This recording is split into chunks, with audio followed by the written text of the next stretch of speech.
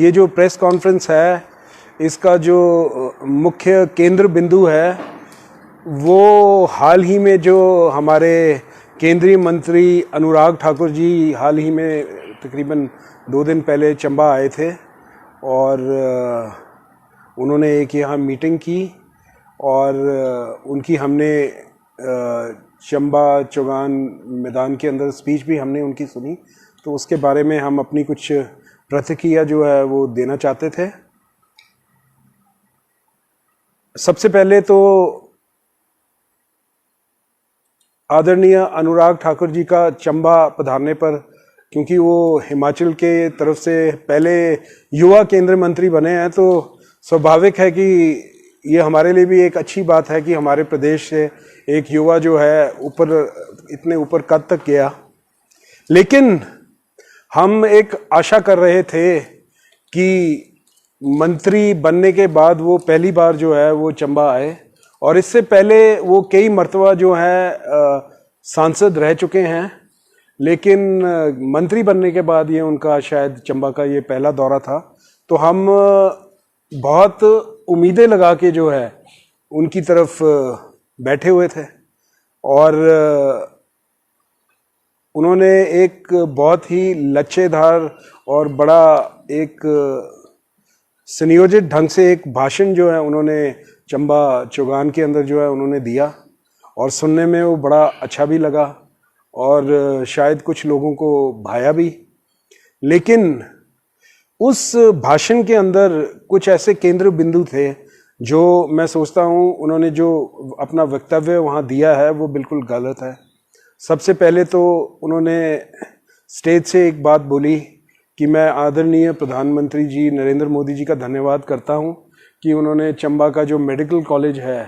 वो उन्होंने चंबा को दिया। तो मैं आपके माध्यम से ये साफ कर देना चाहता हूँ कि चंबा का जो मेडिकल कॉलेज है वो आदरणीय गुलाम नबी आज़ाद और आदरणीय वीरभद्र सिंह जी की देन है। और उस वक्त के अंदर जो है जब कांग्रेस की सरकार थी तो उस वक्त के अंदर 3 मेडिकल कॉलेज जो हैं, एक नाहन में, एक हमीरपुर में और एक चंबा में जो है वो सैंक्शन हुए, स्वीकृत हुए। और उसके बाद जो है यहाँ इन कॉलेजेस का जो है फिर काम लगा। इतना ज़रूर है कि नड्डा जी हेल्थ मिनिस्टर बीच में बने और कुछ राशि जो है उनके समय में जो है मेडिकल कॉलेज के लिए शायद कुछ सैंक्शन हुई होगी, लेकिन जो पूरा जो मेडिकल कॉलेज का जो काम है, जो श्रेय है, मेरा ऐसा मानना है वो कांग्रेस पार्टी को जाता है। बल्कि जो उन्होंने भाषण दिया उसके अंदर उन्होंने जो है भाजपा सरकार की, जो मोदी सरकार है दिल्ली में शासन कर रही है, उनके द्वारा जो स्कीमें चलाई जा रही हैं, चाहे वो उज्ज्वल योजना है, चाहे वो प्रधानमंत्री आवास योजना है, और कई ऐसी स्कीमों का उन्होंने बहुत बखान किया कि जो है इतने करोड़ जो है घर दिए, और इस बार उन्होंने बीच में जो है फिगर्स दी कि इतने करोड़ रुपया यहाँ खर्च हुआ। मेरा ऐसा मानना है जब उन्होंने मेडिकल कॉलेज के बारे में श्रेय लेने की कोशिश की तो ये बिल्कुल एक गलत बात है। ये कांग्रेस के टाइम की स्कीम है और इसका श्रेय जो है लोग सब जानते हैं, किसी के बोलने से कुछ नहीं होता है, लोग सब जानते हैं। मैं केंद्रीय मंत्री जी को ये बोलना चाहूँगा कि मेडिकल कॉलेज तो यहाँ चालू हो गया है, लेकिन इनकी सरकार के अंदर जो मेडिकल कॉलेज की दुर्दशा हुई है वो वाकई में ही काबिले तारीफ है। पिछले कल भी तकरीबन कोई 35 डॉक्टर जो हैं यहाँ से जो हैं उनके तबादले हुए। जब एमसीआई की टीम आती है तो कुछ महीनों के लिए डॉक्टर्स के तबादले यहाँ करे जाते हैं, और उसके बाद जब टीम का पूरा सर्वे हो जाता है तो उसके बाद जो डॉक्टर्स हैं वो वापस टांडा रेफर हो जाते हैं। और यहाँ चिकित्सकों की इतनी कमी है कि पूछो मत। लेकिन उस बारे में जो है एक भी शब्द जो है ना यहाँ के विधायकों ने, और केंद्रीय मंत्री तो खैर दिल्ली से आए हैं, मैं उनको नहीं बोलूँगा, लेकिन यहाँ के जो लोकल विधायक हैं ना उन्होंने उस मुद्दे पे कोई बात रखी और ना कोई बात कही। उसके बाद जो केंद्रीय मंत्री अनुराग ठाकुर जी थे उन्होंने बोला 2014 से पहले जो गरीब आदमी थे उनके घरों में रहने के लिए छत तक जो थी वो उपलब्ध नहीं थी। उन्होंने ये बात कही। मैं आप लोगों के माध्यम से ये बात बोलना चाहूंगा, क्या 2014 से पहले इंदिरा आवास योजना स्कीम नहीं हुआ करती थी? क्या राजीव विकास योजना स्कीम, आवास योजना स्कीम नहीं हुआ करती थी? मुख्यमंत्री आवास योजना स्कीम नहीं हुआ करती थी? ये जो स्कीमें हैं ये कांग्रेस के समय से चली आ रही हैं। मैं आपके माध्यम से एक और चीज बोलना चाहूंगा कि हाल ही में जो चंबा और आसपास के कॉन्स्टिट्यूएंसीज के अंदर नई जो पंचायतें हैं उनका जो गठन हुआ है, उन नई पंचायतों के अंदर 1.5 साल हो गया है, उन पंचायतों के अंदर ना तो कोई भवन का निर्माण हुआ है, ना वहां कोई परमानेंट सेक्रेटरी लगा है, ना वहां कोई परमानेंट ग्राम सेवक, रोजगार सेवक लगा है, ना कोई सिलाई अध्यापिका लगी है। तो किस चीज का बखान, किस चीज का बखान ये। और मैं एक और चीज बोलना चाहूंगा कि ये एक सरकारी मीटिंग थी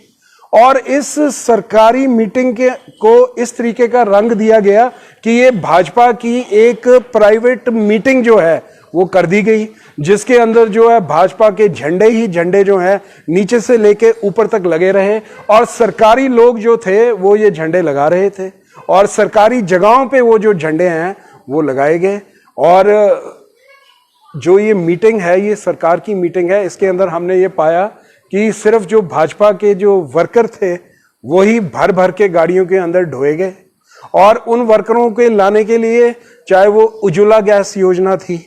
जिसमें इन्होंने गैस आवंटित की, मुफ्त में चूल्हे दिए, उनके नंबर थे और सरकारी एजेंसीज का उपयोग किया गया उन लोगों को एकत्रित करने के लिए और उन्हें बोला गया कि आपको ये जो सामान है ये प्रधानमंत्री नरेंद्र मोदी जी ने दिया है। ये हम पहली बार हम ये चीज देख रहे हैं। कांग्रेस 70 साल, ये घड़ी घड़ी बोलते हैं 70 साल कांग्रेस ने जो है हिंदुस्तान के अंदर शासन किया, लेकिन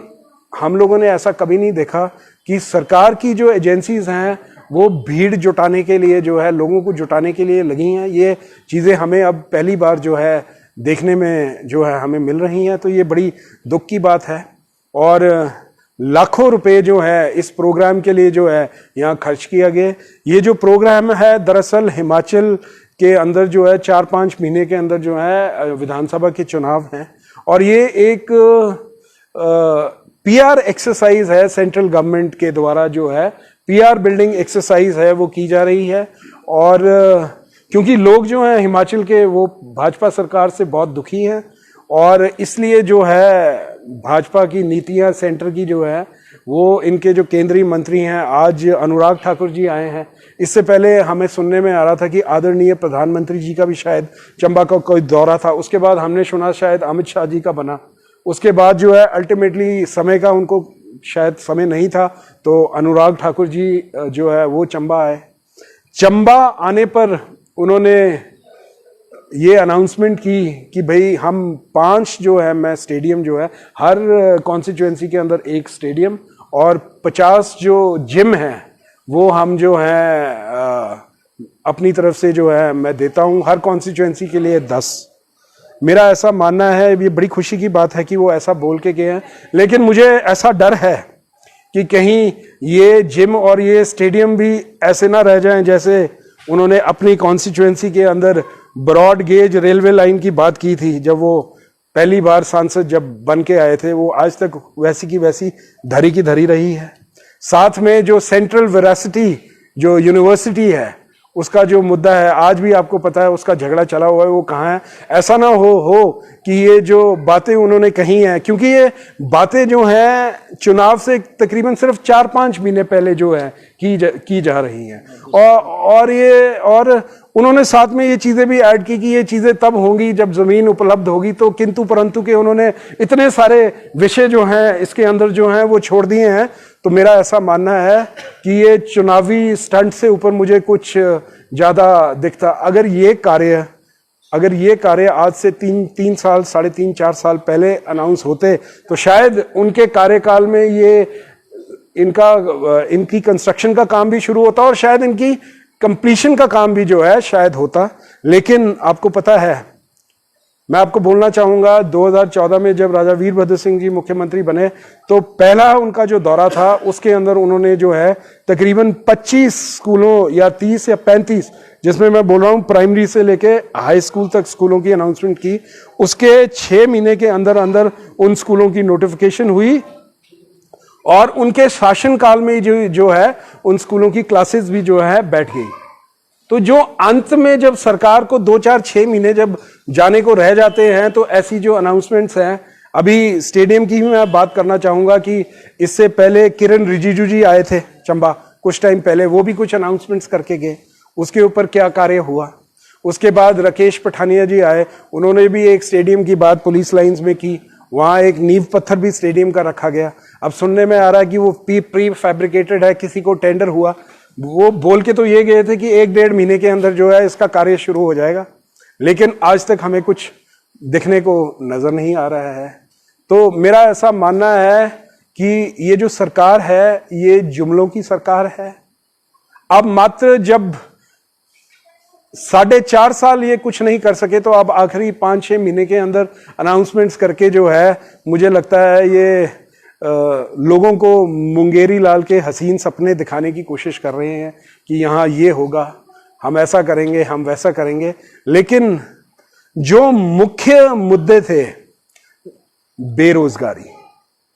एक बहुत बड़ा मुद्दा, आज के जो हमारे चुनाव आने वाले हैं 5 महीने के अंदर, बेरोजगारी एक बहुत बड़ा मुद्दा जो है आने वाले वक्त के अंदर रहने वाला है। उसके ऊपर उन्होंने एक शब्द जो है बेरोजगारी के बारे में कुछ नहीं बोला। जब ये सेंटर में चुनाव जीत के आए थे, इन्होंने 2 करोड़ रोजगार देने की बात कही थी, उसके ऊपर इन्होंने बिल्कुल चुप्पी साध रखी है। हमारे हिमाचल प्रदेश के अंदर तकरीबन 14 लाख से अधिक जो बच्चे हैं वो बेरोजगार हैं आज की डेट के अंदर। बेरोजगारी के ऊपर सरकार ने एक लफ्ज नहीं बोला। साथ ही में मैं आपको बोलना चाहता हूं, महंगाई जो है वो आसमान छू रही है। आप किसी चीज का रेट देखो, चाहे पेट्रोल का दाम देखो, चाहे डीजल का दाम देखो, चाहे सीमेंट का दाम देखो, चाहे सरिये का दाम देखो, चाहे दालों का दाम देखो, चाहे तेल का दाम देखो, चाहे आटे का दाम देखो, गैस का दाम देखो, तो आसमान छू रहा है। मैं एक चीज बोलना चाहता हूं कि आज जो घरेलू गैस है उसका जो सिलेंडर है 1,000 रुपए को पार हो गया, 1100 के करीब जो है सिलेंडर हो गया। हमारे टाइम में ये सिलेंडर 400 रुपए का मिलता था। मेरे को ऐसा अंदाजा लगता है कि गांव के अंदर चलो लोग आज भी लकड़ी का काफी इस्तेमाल करते हैं, लेकिन फिर भी एक घर के अंदर तकरीबन 6-7 सिलेंडर तो साल के गरीब परिवार के जो है 6-7 सिलेंडर जो हैं वो तो लगते ही हैं। तो अगर आप 700 रुपए एक्स्ट्रा सिलेंडर का उनसे ले रहे हैं और उनको 2 सिलेंडर मुफ्त का दे रहे हैं, 7 छिके कितना हुआ, 4200 रुपया आप उनसे एक्स्ट्रा ले रहे हैं, और 2,000 रुपए के अगर 2 सिलेंडर आप उनको मुफ्त भी दे रहे हैं, तब भी आप उनकी पॉकेट से तकरीबन कोई 2600 रुपए जो है वो एक्स्ट्रा ले रहे हैं। और जो ये कंपनियां हैं, जो गैस की कंपनियां हैं, उनको फायदा पहुंचाने की एक इनडायरेक्टली कोशिश कर रहे हैं। एक बार ही दिया ना भराने। और साथ ही में सिलेंडर की जो भरवाई है वो भी तो 1 या 2 बार, अब 2 बार बोल रहे हैं कि दूसरा भी करेंगे, लेकिन क्या फायदा उस सिलेंडर का जब गांव के लोगों के पास ऐसा समर्थ ही नहीं है कि वो दूसरा सिलेंडर या तीसरा सिलेंडर भर सकें, क्या फायदा उसका। और मैं आपको एक और चीज बोलना चाहता हूं कि हिमाचल प्रदेश जो है वो पूरे हिंदुस्तान के अंदर लिटरेसी के हिसाब से सबसे अव्वल नंबर पर है, चाहे केरला हो या हिमाचल प्रदेश हो। हमारे जो लोग हैं हिमाचल प्रदेश के, हमारा जो युवा है, हमारे जो बुजुर्ग हैं, आप देखो इन परसेंटेज जो है बहुत पढ़े लिखे लोग हैं इस प्रदेश के अंदर। और अगर ये ऐसा सोच रहे हैं कि जैसे यूपी के अंदर ये कर पाए या और किसी स्टेट के अंदर कर पाए, हिमाचल के लोग बहुत पढ़े लिखे हैं। और अभी हाल ही में जो पीछे जो उपचुनाव हुए थे 3 विधानसभा के और 1 जो पार्लियामेंट का चुनाव हुआ था, उसमें हिमाचल के लोगों ने जो है अपना वर्डिक्ट जो है बिल्कुल स्पष्ट तौर पर जो है उन्होंने अपनी बात जो है सरकार के सामने रखी है। और अगर ये सोच रहे हैं कि दिल्ली के लीडर भेज के और जो इनकी स्कीम्स का बखान करके और सरकारी खर्चे पर जो है इन चीज़ों का बखान करके वो हिमाचल प्रदेश के अंदर हिमाचल प्रदेश के लोगों का जो है माइंड वॉश कर सकेंगे, ये बिल्कुल तथ्य से परे है। हिमाचल प्रदेश के लोगों की सोच, हिमाचल प्रदेश लोगों की शिक्षा जो है बहुत अव्वल लेवल पर है, और ये जो है सपने जो वो दिखा रहे हैं और इसके और जो वो सपने लोगों को दिखा रहे हैं, इससे हिमाचल प्रदेश के अंदर कोई फर्क पड़ने वाला नहीं है। अभी हाल ही में ताबड़तोड़ जो रैलियां हैं भाजपा, चाहे नड्डा जी ने भी अभी एक कांगड़ा में की, इन्होंने अभी अनुराग ठाकुर जी ने यहाँ चंबा के अंदर की, और मैं आपको बताना चाहूँगा हमारे यहाँ के आदरणीय विधायक ने बोला तकरीबन 25,000 लोग जो हैं वो इस रैली के अंदर जो हैं वो आएंगे। उन्होंने खुद ये वक्तव्य मैंने सुना है कहीं उनका, उन्होंने बोला तकरीबन 25,000 लोग जो है आएंगे। मैं आप लोगों को बोलना चाहता हूं कि 2-2.5 हज़ार लोगों से ऊपर जो है इस जो है मीटिंग के अंदर आए नहीं, और वो भी जो है सरकारी तंत्र का पूरा उपयोग किया गया, और सारे जिले के जो लोग हैं वो इकट्ठे करके आएंगे। हर विधायक की ड्यूटी लगी कि अपने अपने जिले से लोग, और कोई आंगनवाड़ी वर्कर, आशा वर्करों की ड्यूटी लगी, कोई सरकारी तंत्र का पूरा जो है दुरुपयोग किया गया, और सरकारी पैसे का जो है खूब जो है दुरुपयोग किया भी गया। और आगे जब तक यहाँ आचार संहिता नहीं लगती है तो मुझे लगता है कि अब जो है ताबड़तोड़ जो है मीटिंगें यहाँ होती रहेंगी।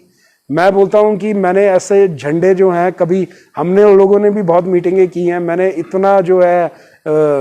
जो झंडे जो हैं लगे हुए कभी देखे नहीं। पूरे नीचे शीतला पुल से लेके यहाँ ऊपर तक जो है सरकारी जगहों पे जो है भाजपा के झंडे लगे थे। ये सरकारी मीटिंग ना होके एक भाजपा की पर्सनल पब्लिक मीटिंग जो है ये बन के रहेगी,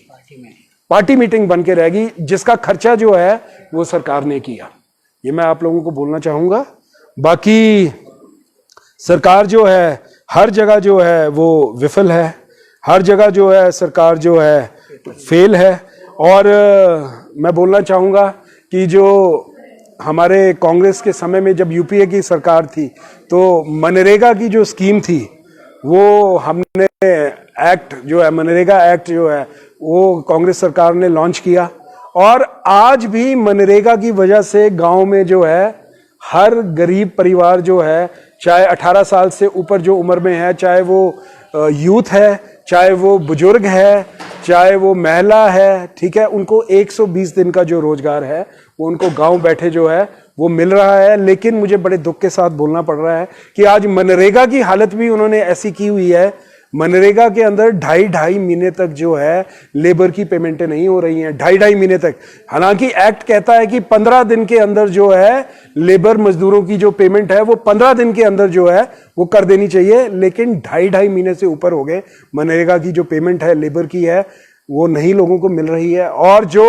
मटेरियल खरीदने की बात है, जो मटेरियलों की पेमेंट है वो तो 8-8, 9-9 महीने से ऊपर हो गए हैं, उसकी पेमेंटें जो हैं वो नहीं हो रही हैं। तो ये हाल जो है सेंट्रल गवर्नमेंट का मनरेगा के प्रति जो है हो रहा है। वाले ले गए और मैं आप लोगों को बोलना चाहूंगा कि हाल ही में जो है सरकार ने आईपीएच के अंदर भर्तियां की, आजकल स्कूलों के अंदर जो है उसकी भी भर्तियां की जा रही हैं। और पीछे आपके माध्यम से ही हमने सुना कि 10,000 जो है जलवाहक जो है स्कूलों के अंदर जो है वो रखे जाने थे, जिसके अंदर पहले ये डिसाइड हुआ कि 5,000 जो है मुख्यमंत्री जी अपनी मर्जी से करेंगे और 5,000 जो है वो एसडीएम के माध्यम से होगा। लेकिन और उसके बाद क्या हुआ कि कई जगह से जो है विधायकों ने जो है अपनी लिस्टें बनाई और अपने चहेतों को नौकरियां दी। हालांकि जलवाहकों के अंदर ये एक क्राइटेरिया होता है कि या विधवा या अपंग या अनाथ, और वो लिस्टें बाय चांस बाहर भी निकल आई, और जिन लोगों को उन्होंने उस जगह में लगाया ना उनमें से कोई विधवा थी ना कोई अनाथ था, और जो इनके पार्टी के जो काफी भले पूरे परिवार थे उन लोगों को नौकरियां देने की कोशिश की गई। तो ये भाई भतीजे, उसके बाद जो है कांग्रेस पार्टी के कुछ लोग जो हैं वो कोर्ट में गए, और फिर कोर्ट ने जो है सारे 10,000 जो 10,000 जो पद हैं इनके लिए जो है एक आरएनपी रूल्स का आधार बनाया और अब हमें इस बात की कम से कम संतुष्टि है कि आरएनपी रूल्स के आधार पे जिस आदमी की योग्यता बनेगी, जो आदमी उस काम के लिए पात्र होगा, कम से कम वो वहां लगेगा जो जरूरतमंद होगा। इन्होंने तो ऐसा रास्ता बनाया था कि अपनी मर्जी से जो है, अभी आप देख लो कोई जेबीटी के अंदर आप देखो कोई भर्ती हो रही है सबऑर्डिनेट बोर्ड के थ्रू, किसी सबऑर्डिनेट बोर्ड के थ्रू कोई भर्तियां नहीं हो रही है, सारी भर्तियां जो है बैकडोर दरवाजे से की जा रही हैं। तो ये जो चीजें हैं, मेरा ऐसा मानना है कि लोग जो हैं अब जागरूक हो गए हैं, लोग सब चीज समझ रहे हैं और 2022 के जो विधानसभा चुनाव हैं उसके अंदर जो है लोग जो हैं, लोगों ने अपना मन बिल्कुल इस वक्त मन जो है लोगों ने बनाया हुआ है। ये जरूर है कि एक डर का माहौल जो है भाजपा सरकार ने बनाया हुआ है। लोग अभी चुप बैठे हैं, आप आचार संहिता आने दो, जैसे ही आचार संहिता लगेगी आपने देखना कैसे भारतीय जनता पार्टी से लोगों का एक्सोडस जो है वो कांग्रेस के प्रति। और साथ में मैं एक और चीज बोलना चाहूंगा कि हमारे यहाँ के जो विधायक हैं उन्होंने एक चीज बोली कि ऐसे चंद्र कुमार जी इतना पैसा यहाँ से वहां ले गए। चंद्र कुमार जी ने क्या किया क्या नहीं किया ये तो पूर्व की बात हो गई, लेकिन आपके शासन में क्या हो रहा है? आपके शासन के अंदर जो है 31 मार्च को एलओसी आई ठेकेदारों के लिए,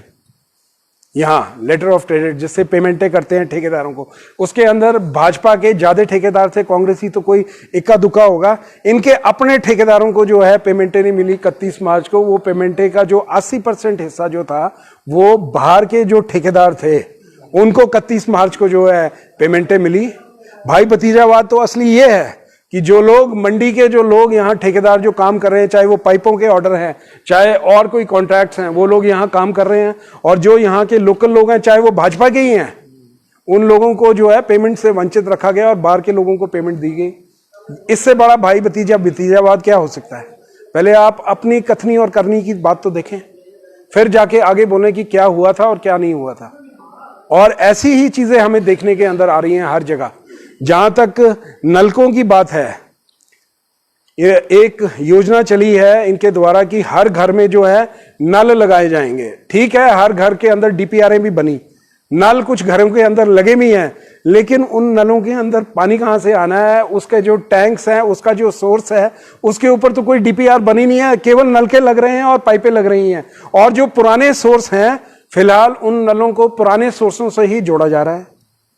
यानी कि अगर पुराना सोर्स जो है वो 150 घरों को पानी देने के लिए था, अब उसके साथ 500 घरों के लिए नल और जुड़ गए हैं।